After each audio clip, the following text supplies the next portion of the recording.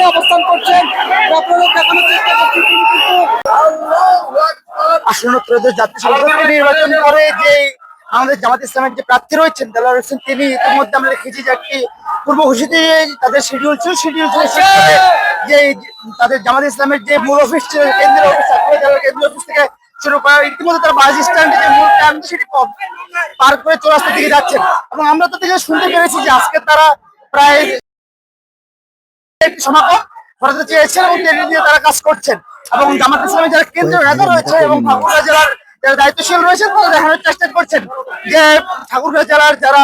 কর্মকর্তা রয়েছে বা বাংলাদেশ ছাত্র সংগঠন রয়েছে তারা সবাই মিলে একত্রে কাজ করছে এবং তারা দেখানোর চেষ্টা করছে যে আগামীকাল যে 10 ফেব্রুয়ারি রয়েছে সেই এবং 12 ফেব্রুয়ারি যে নির্বাচন, সেই নির্বাচনকে কেন্দ্র করে তাদের যে প্রচারণা, সেই প্রচারণের শেষ দিন আগামীকাল, সেই শেষ দিনকে কেন্দ্র করে তারা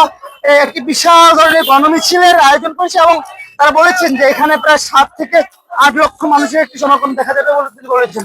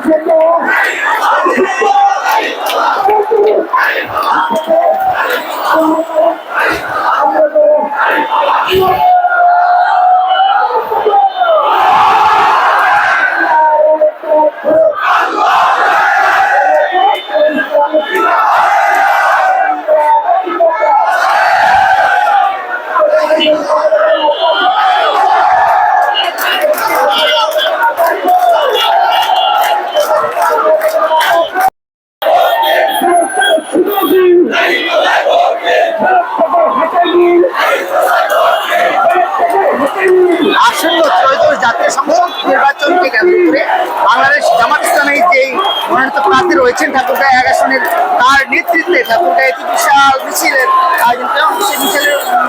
মিছিলের অংশ হিসেবে ঠাকুরগাঁও এর প্রাণকেন্দ্র চৌরাস্তায় আমরা দেখেছি যে 1.5 লক্ষ মানুষের একটি সমাগম এখানে রয়েছে এবং সেই মানুষের উচ্ছ্বাস,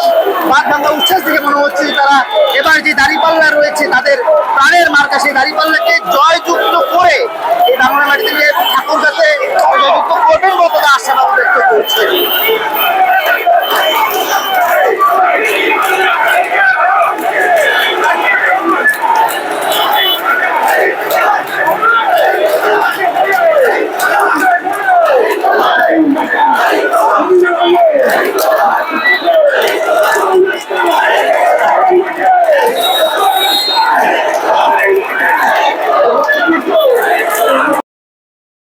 মিছিলের সামনে অবস্থান করছেন, আপনারা দেখানোর চেষ্টা করছেন তিনি কিন্তু আমরা যে বিষয়টি দেখেছিলাম যে বাংলাদেশ জামাত ইসলামের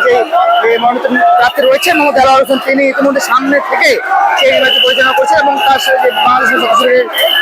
নবনির্বাচিত সভাপতি রয়েছেন মোহাম্মদ মাহমুদুল হক, তিনি সামনে থেকে যে বিষয়টি দেখছেন। এবং আমরা দেখতে পেয়েছি যে ঠাকুরগাঁও বাস স্ট্যান্ড বা ঠাকুরগাঁও জেলার যে কেন্দ্রীয় কার্যালয় রয়েছে সেই কার্যালয় থেকে শুরু করে যে মিছিলটি ইতিমধ্যেই প্রদক্ষিণ করে তারা আবার আগের স্থানে যাওয়ার প্ল্যান করছে। আমরা যদি আপনাদের দেখানোর চেষ্টা করি